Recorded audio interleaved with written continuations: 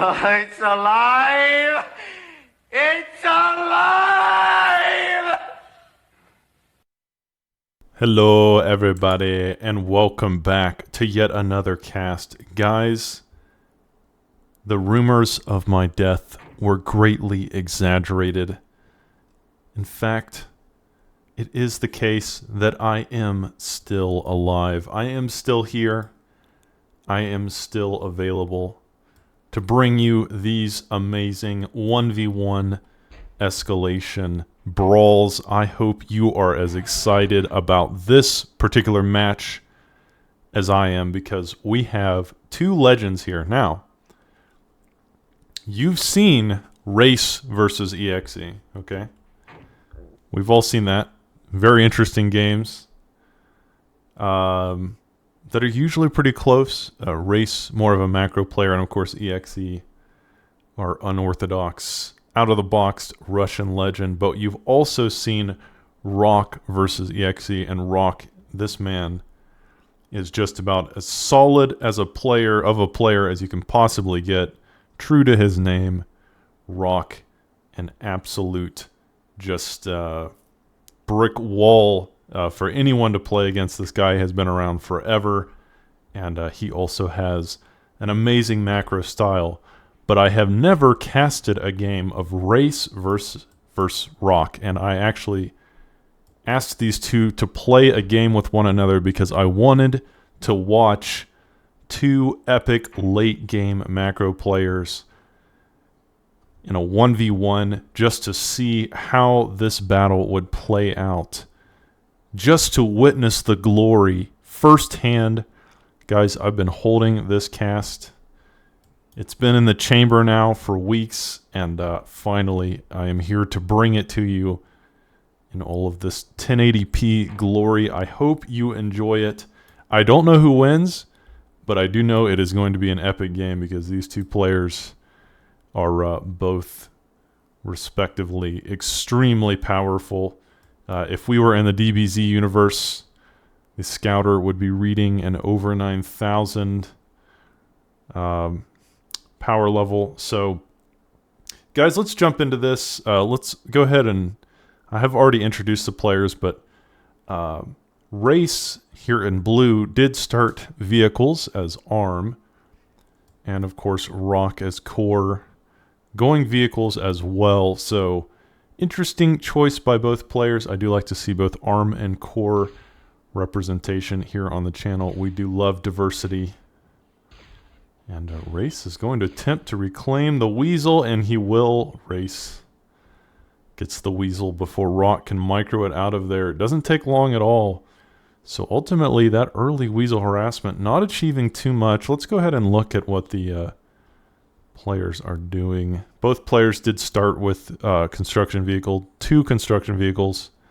So Rock did send a few scouts up, but otherwise a pretty similar start from both of these legends.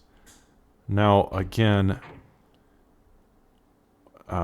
Race is very strong at this massive amount of production power that he can typically create in a battle, where he's just flinging so many units and so many different types of units at you at once that it becomes an overwhelming prospect and you will simply lose a war of attrition. That is Race's style. But Rock also loves to build a just metric ton of units, massive armies, but his style also involves these kind of raiding and diversionary attacks that he is so good at. What he'll typically do is he'll send an attacking force, say, through the front in a place to distract the opponent, and then on the side you will have the true attack. So it's like it's a diversion. Rock loves to do that, and it seems like throughout the game he's always got at least one raid planned. He's always keeping his opponents on the toes. So Rock with great pressure, but also the ability to maintain a powerful economy and production behind it. But again, I am very interested to see how these players want to crack this particular chestnut, because I have no idea who will come out ahead. I just know that right now, the game in a very stable sort of state, as Race sending down the weasels. But yeah, neither player has really gotten much achieved with their early game harassment. A lot of times in TA, the player that can get more damage done early on has a huge advantage, but in this game we do expect that both these players will be ready for any kind of shenanigans and ready for all these filthy raiding attempts, all of this cheese. But no, right now, as we expect, both players, they are expanding outwards into the ether. Race with a nice scouting attack here, but seems like Rock may be ready for this. He could lose a Mex or two. I don't think that'll be the end of the world, though. Nice use of instigators. So here in the early game, we are, I think the stage is set for a very long and epic macro-style match, which is exactly what we want between these two players. No early 5-minute victories. I want to see the late game chaos that will erupt between these two guys, as I both know they are very skilled, and I'd love to see how this particular conflict plays itself out. So guys, let's talk a little bit about the map before we go any further into this game. This map is called Convicted. I don't technically think this is supposed to be a 1v1 map. On a map like this, you would typically see maybe like a 2v2 or 3v3 style game, just because it is so large and there is so much metal everywhere. And of course, these ridges in the middle make for interesting kind of choke point based combat. Also, the mountains allow for some interesting transport play. If you would like, you can send transports of units over, or bombers or gunships or anything like that. So this would typically be more of a team game map, but these two players love playing 1v1s on these obnoxiously large battlefields. And so with that said, the early game will probably be a little bit slower. Perhaps the early game will be a little bit more relaxed as the players slowly ramp up the production. Looks like Rock doesn't have shoot all on. He does not have a command that allows units to automatically target economic structures, but it seems like he may have turned it on. But right now, not too much happening. Rock has gotten tiny sneak attack through with a couple of raiders. Like I said, Rock, known for this. He's always got some kind of raiding attack, either in progress or kind of waiting in the wings. So Race is going to have to stay on his toes if he wants to stop Rock from slowly picking apart his base. We've seen it against EXE time and time again. Rock just very good at these little raiding parties that he will find the perfect avenue for. He just seems to have a sixth sense in terms of finding the perfect approach for his squadron of instigators or flashes or panthers or whatever it is, and able to pick apart his opponent economically and gain an advantage, which he will then turn into a lead, which he will then slowly crush you with. That is Rock's style. It's very interesting to watch. Race, on the other hand, as a player, it doesn't seem like raiding is really his specialty. Race just wants to take over the map and crush you with sheer numbers. Kind of overwhelm you with that simply massive army of units. But as I said before, Rock looking for an entrance into Race's base, looking for an approach, finding nothing right now. Race seems to be caught onto this, perhaps. He has a few flashes here. But this is what Rock does. He loves these diversionary attacks. This attack here in the middle is really just a distraction for what he's doing there at the top. So nice job by Race here. Race typically pretty good defensively, building those important defensive structures. And Rock will attempt a raiding attack here at the top left of the map, but it does seem like Race was ready for it this time.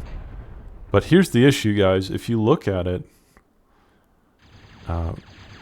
Rock has kind of stopped Race from expanding to the west at all. There's almost no mexes there, but on the other side, Rock does have more expansion. However, the economies are still relatively even. In fact, they are like almost exactly even. Both players around 50 metal per second at the 12-minute mark. So things are progressing along nicely as Rock attempts another attack. There are a couple light laser towers ready for this, but not enough. Race will have to employ his flashes. I like that Rock is using levelers here. Levelers are extremely strong at this point in the game, at least. So this construction vehicle is certainly dead. And now Rock with a spearhead. He will attempt to send into Race's base. Guys, there are sirens happening. It sounds like ambulance outside my window, so I apologize if you could hear that, as someone decided that they wanted to die in the middle of my cast. How inconsiderate of them. Don't you know we're trying to do something here for the people? Can you die on your own time? Thank you very much, sir, but yeah, I do apologize if you can hear all of that racket happening outside. So in the midst of the combat in this game with levelers, instigators, flashes, and javelins having a go at one another, there's also the chaos of real life, which I think no video game can really truly capture in its magnificent glory. Race, with his own counterattack, attempted here in the southern corner of the map, but Rock is ready. He's got some levelers. Levelers are so great defensively. The leveler is, I think, both the leveler and the javelin, certainly a topic of controversy in the Escalation community since forever. Because, like I've said, they're sort of like a tier 1.5 unit. So in Protea, the leveler you can't even get until T2, and the javelin doesn't exist in Protea. So these units are, they're expensive, but they are extremely strong for a T1 unit. They didn't exist in, at least not in this particular way, they didn't exist in OTA. So the way that they function in Escalation is as like these very powerful but expensive T1 units. The leveler, of course, the riot control tank, designed just for this situation, taking out flashes and peewees in large numbers and in groups as well. And the javelin, the T1 Golf's tank is it's a little different, though it does share a similar purpose, I think, to the leveler, in that it, if microed correctly, can melt instigators and AKs. But the Javelin, less of a crowd control unit and more of like a sniper. T1 sniper cannon mounted on a vehicle chassis. The decent range and damage and pinpoint accuracy. So you hear a lot of complaining about the Javelin, especially in team games. You hear how overpowered they are. I don't think they're overpowered, but there is a certain point in the game where they take over, or they seem to take over. But that doesn't last very long. The Javelins quickly become obsolete shortly after T2 and certainly the T3 phase. But right now, Rock's getting more done with his rating for sure. I mean, this is impressive use of levelers and instigators. You can see carving pieces out of Race's base, and now economically in the lead by about 12 metal per second. Not a huge amount. Race is ahead in terms of energy by about 800, so economically the game's still close, but positionally Rock is certainly in a better place as he continues to apply pressure on Race's side of the map. These Javelins are now coming in numbers. The Javelins will certainly have an advantage against the levelers. They outrange them and they're faster as well. So Javelins, great T1 skirmish tank. And Race also building a lot of warriors. The warrior is interesting because it's kind of like the opposite of the Javelin. The warrior is slow and its range is short and it doesn't have a precise weapon at all. But they are so hard to kill. The warrior just like a brick wall.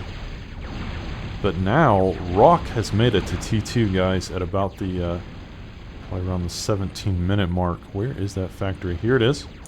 So the T2 Advanced K-Bot Lab, and now bringing pyros into bear, and these pyros are going to make short work out of almost anything at the T1 phase. So pyros and levelers, a pretty nasty combination that you don't see too often, but even the Rockos and the warriors struggling to stop this attack, as Race attempting to get something done on his own, but it feels like most of Race's forces have been committed to the defense, and as such he doesn't really have much available for any kind of counterattack initiative around the 19-minute mark of the game. So guys, I've said before that at a certain point in the game the pyro is simply overpowered. This is certainly just one of the best rating units in the entire game, and definitely on T2. A really great combination of speed, damage, and health.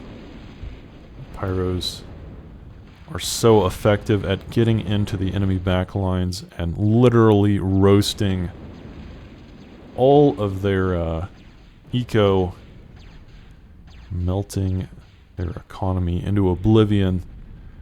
And it's difficult to stop. On T1 there's basically no unit you can build that's going to do much of anything to the pyros.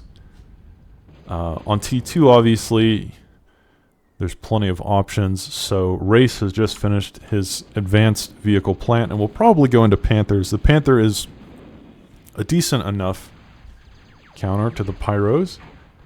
I think the Panther is faster and they do outrange them, but you need you really do need equal numbers of Panthers to stop this, as Rock now moving his raiding force to the southwest corner of the map, and this could certainly become a problem As there is just not enough defense here, not even by a long shot. But nice use of light laser towers here in the front. Good use of stumpies defensively.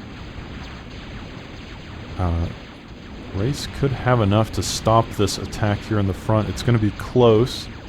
Warriors as well, like I said. ST 1.5 monsters. And with the Rockos for support, Race may just have enough to stop this, but guys, that is just the diversion. The real attack is up here, as I mentioned earlier in the cast.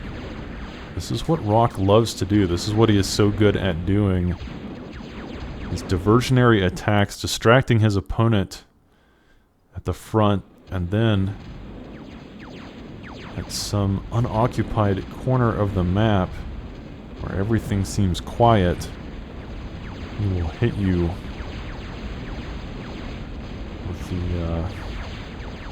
with the juice, and then the base will start to collapse, and that's kind of what feels like is happening to Race at this very moment. His base is collapsing.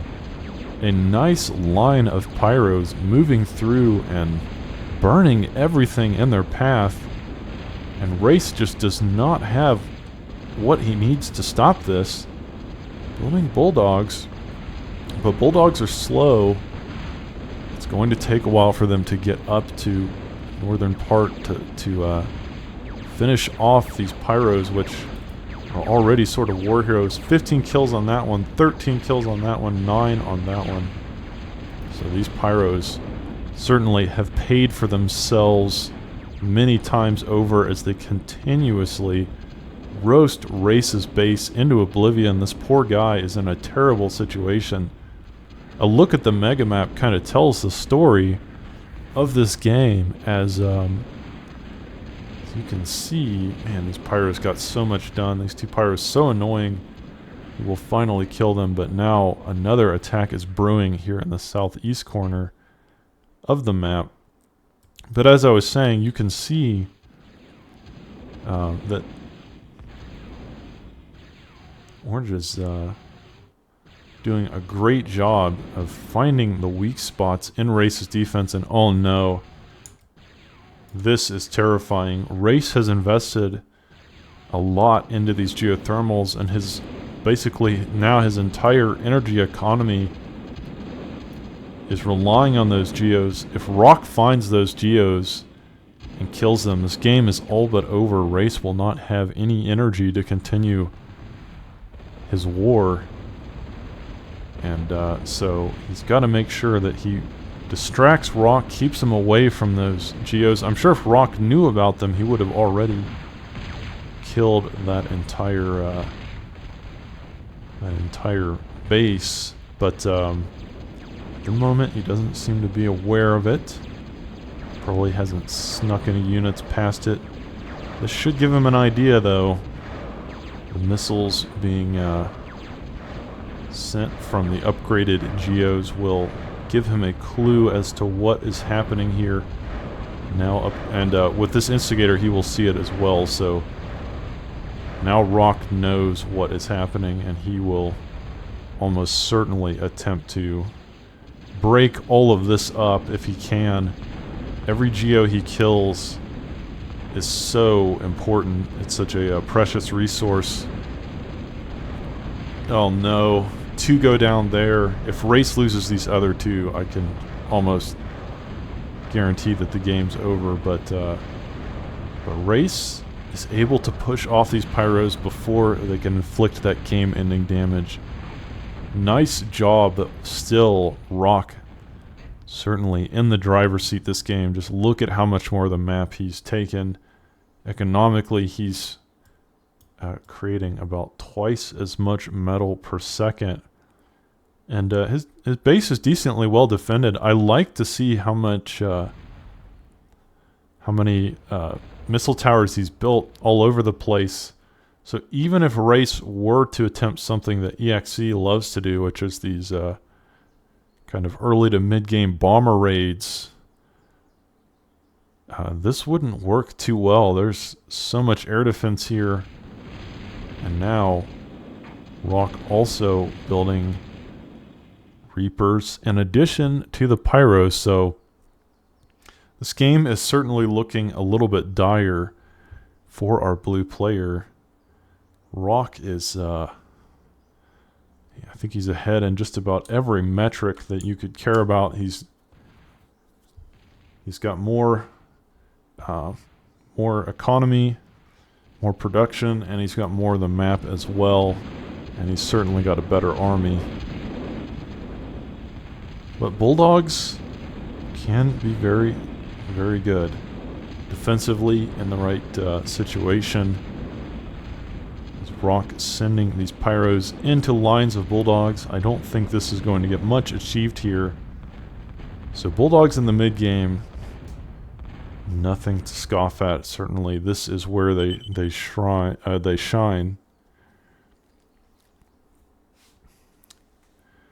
And a little pause in the action here, as one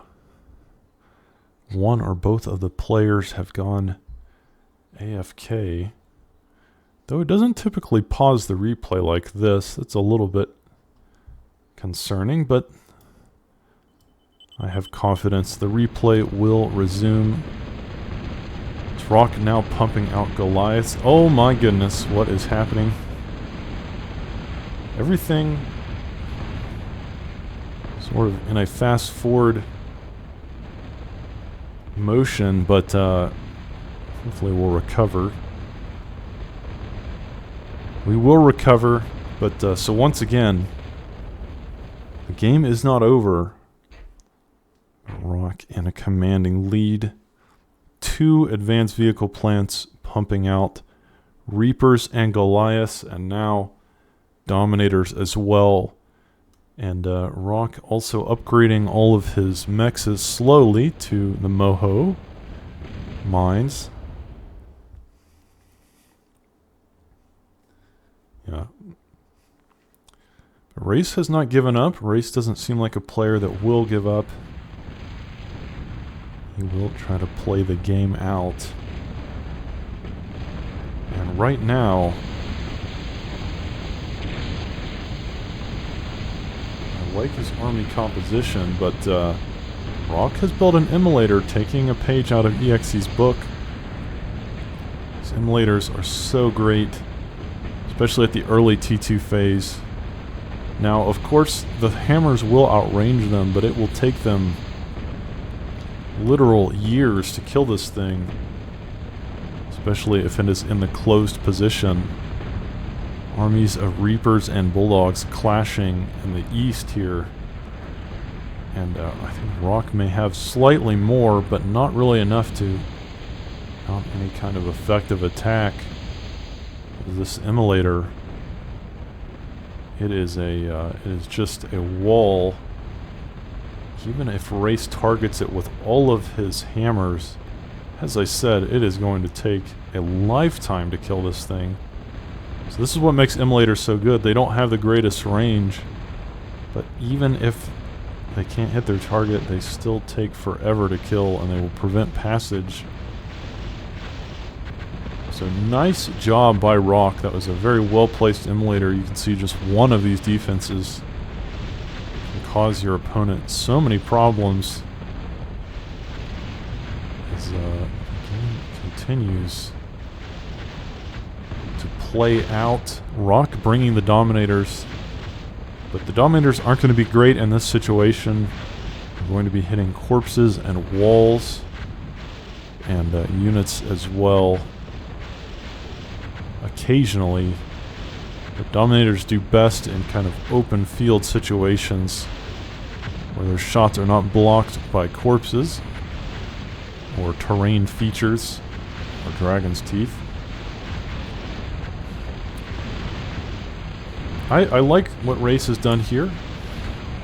A couple well-placed heavy laser towers will make this choke point nearly impassable for now. So the game still in Rock's favor, but Race doing a decent job of hanging on here, clinging for life. I'm just going to check out the player base to see if there's anything noteworthy occurring. Rock has finally gone into air, but hasn't really built much with it yet. And again, oh, he's on a second aircraft plant. So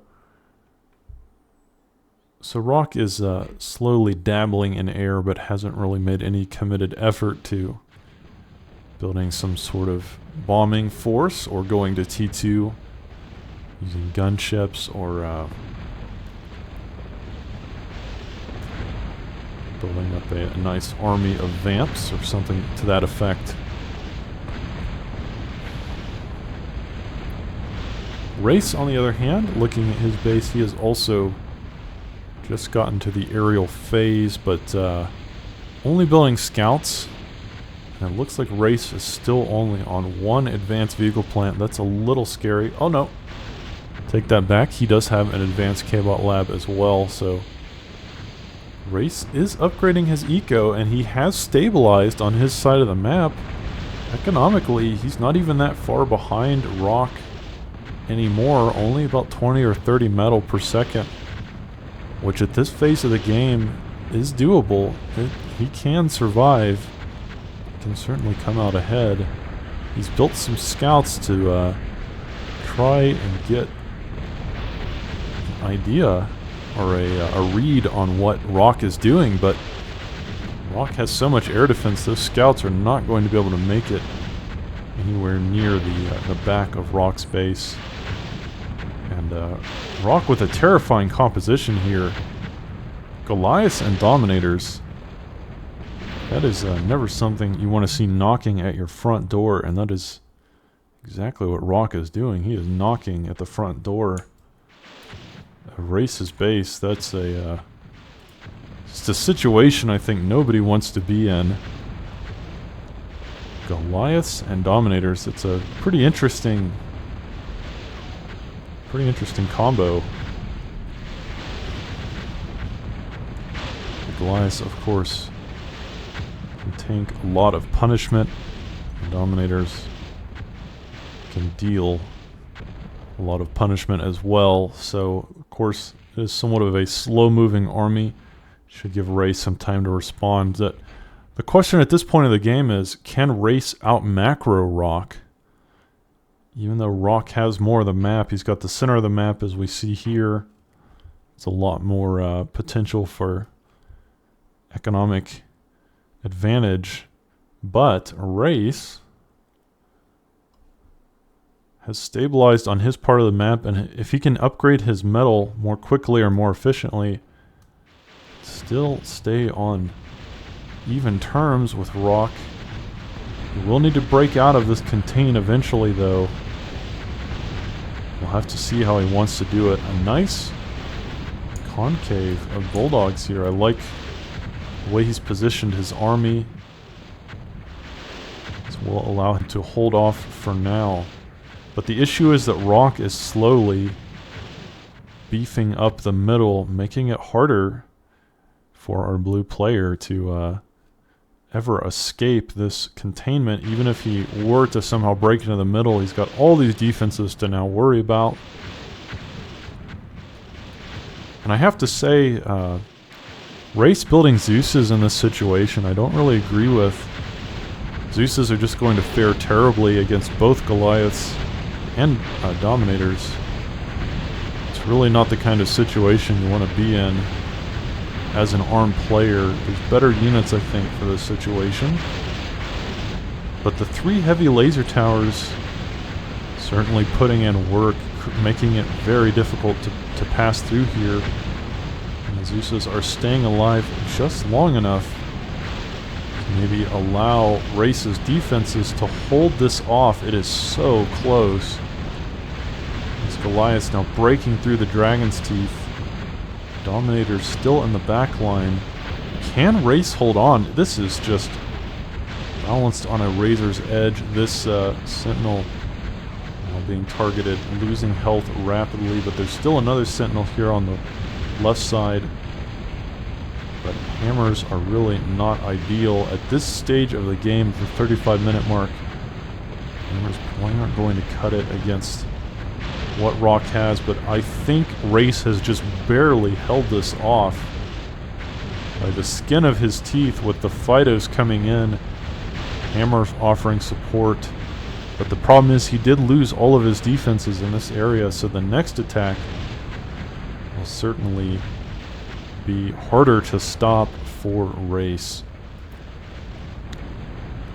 And Race has attempted a counterattack of his own, but the issue is, as I mentioned before, he will run headlong into Rock's defenses. A nicely placed Punisher here and some heavy laser towers. So, counterattack will achieve, I think, almost nothing. Rock slowly creating a stranglehold over the map, expanding out and making it difficult or impossible for Race to punish him or to try and gain a foothold in the middle and on this game. So, guys, this game is going the distance. Rock certainly ahead, but really not by that much. Race is now essentially caught up to him in terms of metal. Rock does have more energy, so working on his second fusion reactor. So that is one advantage. As you can see, if you look, Race is running low on energy. But economically, they are not that different from one another. It will come down to how they use their resources, how they use their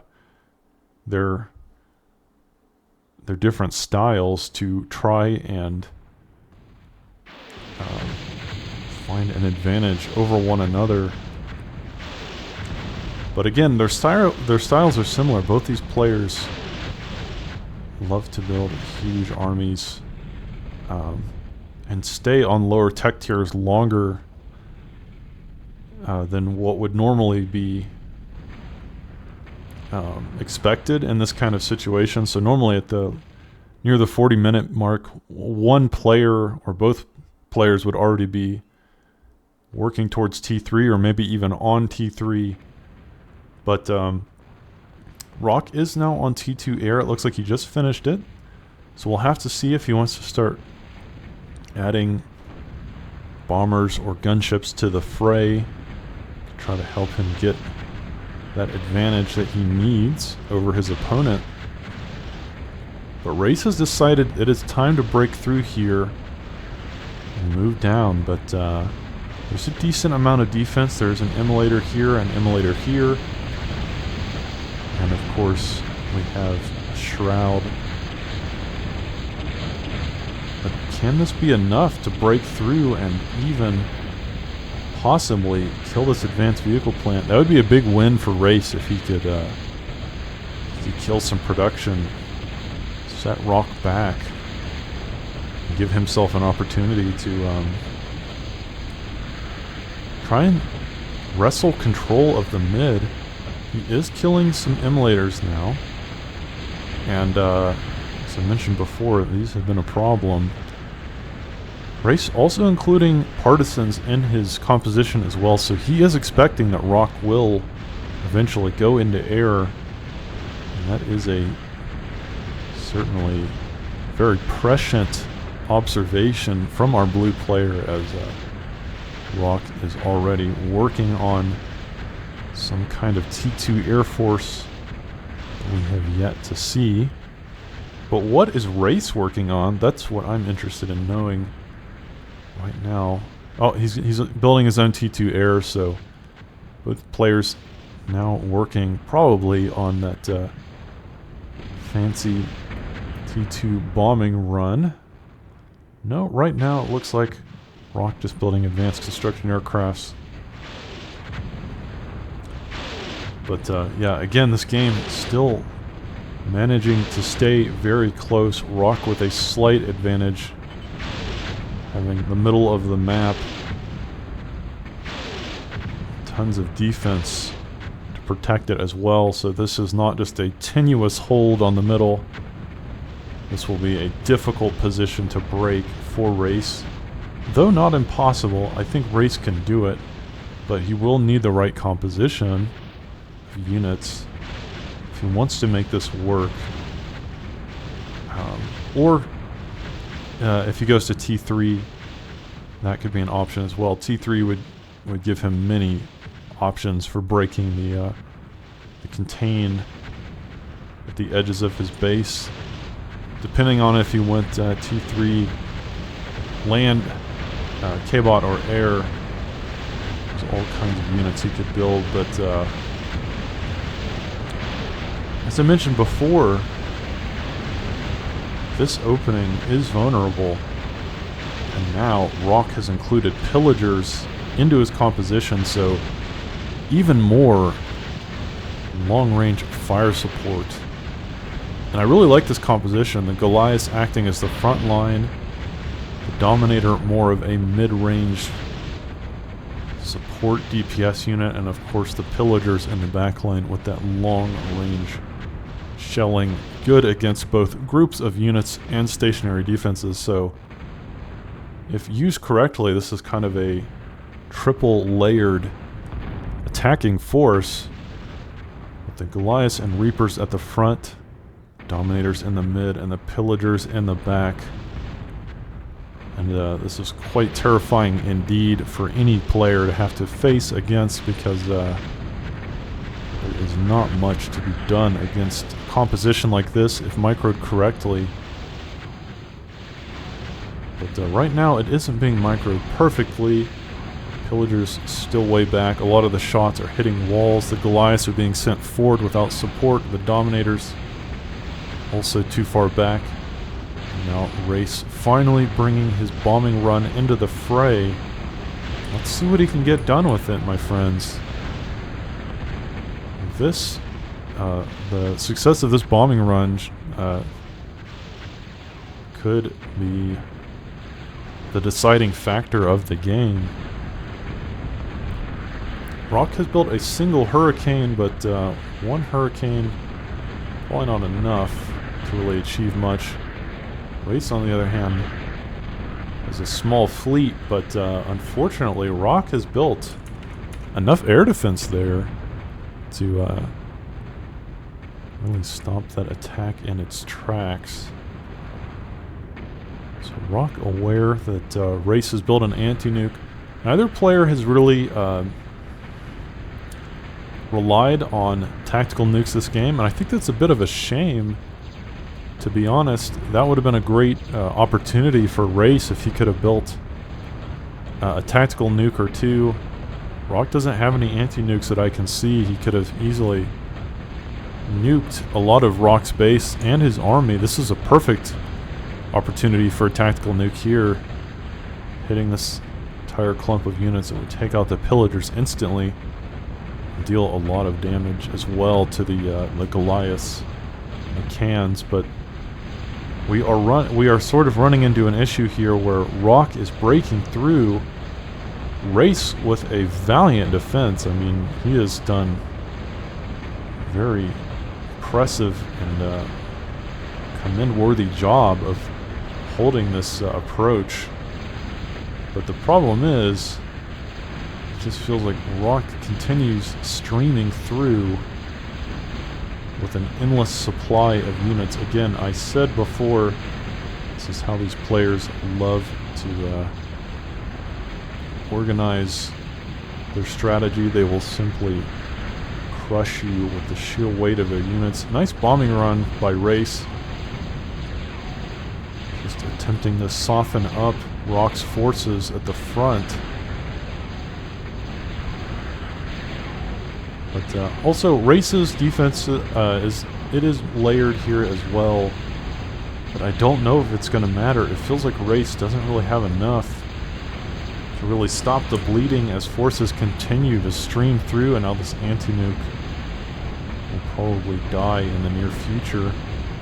But the Sentinels are still standing. The Guardian has died. Anti-nuke is still there. Bombers continuing their runs, but if he's going to use it defensively, I think Race would be better off using brawlers here. Better for these defensive situations. He could easily take out the pillagers. Rock has included almost no air defense in his mobile force, so bombers can get something done, but maybe brawlers would be better in this particular situation. I need to keep an eye on what's going on down here.